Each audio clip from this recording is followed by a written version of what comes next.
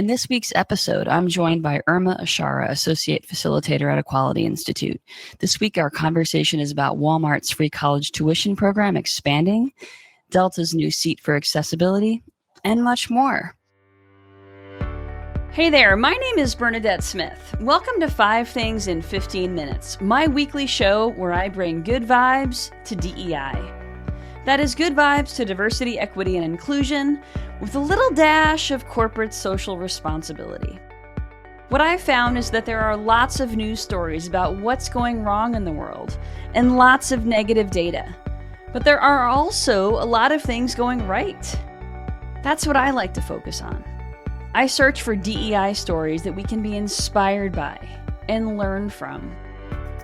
My hope is to inspire you to experiment with some of these inclusive actions and policies within your own organization to help you build a more inclusive world.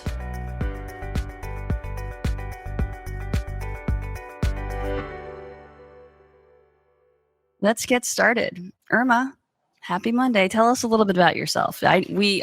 First of all, I love working with you. So thank you so much for joining me, and thank you so much for everything you bring to our clients. Thank you so much for having me. I really enjoy having these conversations. I think talking about what is going right in DEI is really important. So I'm just so excited to be here today to have this conversation with you. Thank you. Hey, will you tell me, before we really get into the good vibes, how are you celebrating Pride? Wow. When I think about like celebrating Pride, in this month particular, I just always want to be around like my friends and community, and to be outside, especially in Chicago. It's finally warming up and I just want to be outside. I spent this past weekend at the beach, just like enjoying, just seeing people be visible. I think how I just celebrate Pride is just being more present and just like noticing how people are living their like daily lives. I saw like a Black queer person like riding their bike down the street in just this pleasant way, and it just warms me. And so that's how I celebrate Pride, is being more present. Of course, going out, all the parties and all the things, but just like noticing the people around me that just like show up in the world in a very beautiful way.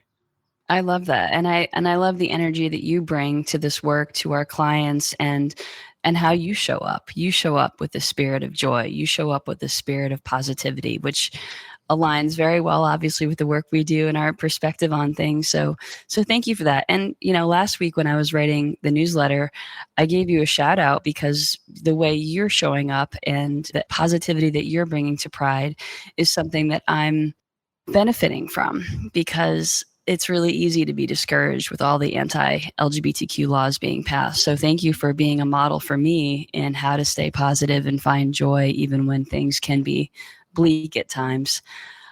So what I wrote about as the intro story in this week's newsletter was about a man who was an early leadership influence on me, someone that he was my boss for a while when I was in high school, but I worked at a pharmacy. He was my dad's best friend. He co-owned the pharmacy. And when he wasn't working during the day and he had a night shift, he was a volunteer painter.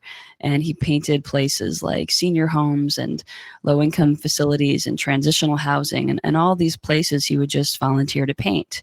And he really inspired me in terms of my own leadership journey to think about leadership as service and to bring humility to leadership. And he certainly was a very humble man with his paint splattered glasses and paint splattered pickup truck, and all of the work that he did really showed up with a sense of humility. So I'm wondering, Erma, who was an early leadership influence on you? How did you start to learn your amazing leadership skills? Oh, wow. I learned my amazing leadership skills from my mom. If you talk to me, I talk about my mom a lot because I want to say, like, even she was my first job of just like also like being her personal assistant. And so like she taught me how to not only like speak, but like speak professionally. And so the way that she shows up in the world is exactly like the guy. And so like it was just that, like she taught me how to volunteer on the weekend. Like I spent the weekends volunteering at veterinarian offices or building playgrounds for kids for accessibility so that they can play with other kids on the playground. So like she taught me that yes, life is like worth living, but like also give back to people. And she did it just in everyday life. Like my my parents used to like get on me a little bit because I'd be at school wanting to buy books, but if my friends couldn't get books from the book fair, I didn't feel good getting books. So I'd come home with a list of like my friends wanted these books. Can you get them for them? And so like it just was instilled in me from a very early age. And so that's just how I show up as a leader. It's like we're in this together and I'm here to support the people around me so that we can move forward and progress. Awesome. I totally agree. I mean, we're going to go farther together when we go together. And certainly I continue to be reminded of our common humanity, right? And I think reminders of that are what build empathy and what build equity. When we spend time in service with others, we're more able to see the gaps. We're more able to see the opportunities and ways to create equity within our own within our own systems. And so I think it's really important to stay connected to all of that, especially when we're in this work. For sure. For sure. All right, so let's move into this week's good vibes. The first story comes from Walmart, which has a free college tuition program called Live Better You. That tuition program offers learning paths, college preparation classes, degree programs to Walmart employees through partnerships with Morehouse and other colleges and universities, including some historically Black colleges and universities. So now this awesome program, which has been participated in by more than 100,000 associates, now it's expanding to Canada. So I love this program in general. I love Walmart's continued investment in it, and I think it's just a great, great program. Yeah, it really sounds like an amazing program, especially like when you go into Walmart, you see who is working there. A lot of, in my experience, are Black workers. So being able, one, to just uh, have access to historically Black colleges through this program and the expansion to Canada and the continued investment, like you said, is just truly inspiring. So it was just wonderful just to read up on that. Yeah. Awesome. Yeah, I agree, especially because a lot of times, like you said, frontline employees are disproportionately BIPOC, they're disproportionately low income, they're disproportionately undervalued and underinvested. Yet they saved us during COVID. Like we needed them. And I'm really proud to see, or happy to see, a lot more resources redirected towards them because I think that they've historically been taken for granted. Mm-hmm. And also for it to be like online learning, when you're working at those jobs, those laborious jobs, you don't have access to go in person all the time or the time to do that. So to be able to learn on your own time and have it be flexible is really important for thinking of like accessibility for people to like continue their education. Absolutely. And of course, the benefit for Walmart is employees who are more likely to stick around. So higher retention rates, and making it a more attractive place to work. So especially during a competitive job market. So wins all around.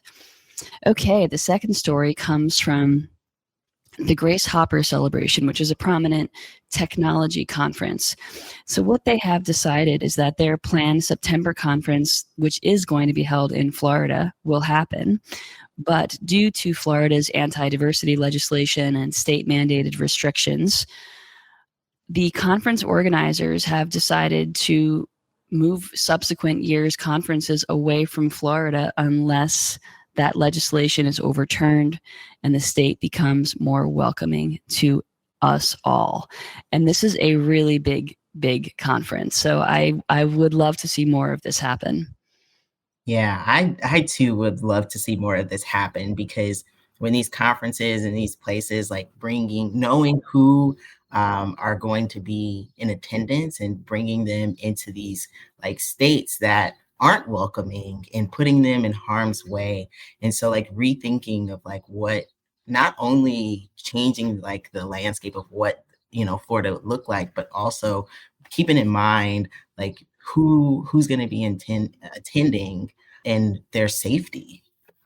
Exactly, because at the end of the day, this is all about safety, right? And so when the state of Florida and other states are restricting the rights of people, not just LGBTQ plus people, but other people as well, Mhm. when they are restricting these rights, when they're really setting a stake in the ground and taking away DEI funding from public universities, they're really saying to folks from historically marginalized backgrounds, you're not safe here. We don't want you to show up authentically. We want you to assimilate, right? Essentially, that's what they want is assimilation and homogeneity.